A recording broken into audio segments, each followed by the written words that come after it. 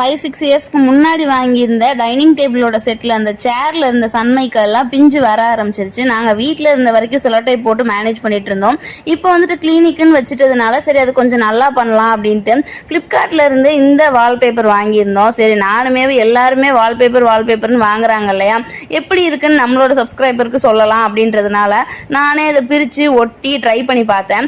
அது ஒட்டுறதுக்கு எல்லாமே நல்லா தான் இருந்துச்சு. அவங்க காமிக்கிற மாதிரி ஒரு துணியை வச்சு கார்டு வச்சு இப்படிலாம் தேய்க்கணும் இல்லை, நம்ம நார்மலாக கையை வச்சு தேய்ச்சாலே நல்லாவே ஒட்டிக்கிருச்சு.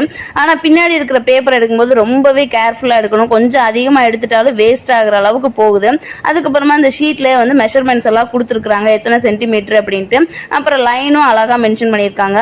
ஸோ நான் வந்து சேருக்கு பின்னாடி சாயறதுக்கு ஏற்ற மாதிரி அப்புறம் கீழே உட்காரதுக்கு ஏற்ற மாதிரி கட் பண்ணி எடுத்துட்டு மிச்சம் இருக்கிற அந்த கொசுறு எல்லாத்தையும் சேர்லேயே ஒட்டி விட்டுட்டேன். வளைச்சி விட்டு பின்னாடி ஒட்டும் போது சரியா ஒட்டலை சேரோட திக்னஸ்னால. வீடியோ பிடிச்சிருந்தா லைக் பண்ணிட்டு சேனல் அப்படியே மறக்காம சப்ஸ்கிரைப் பண்ணிக்கோங்க.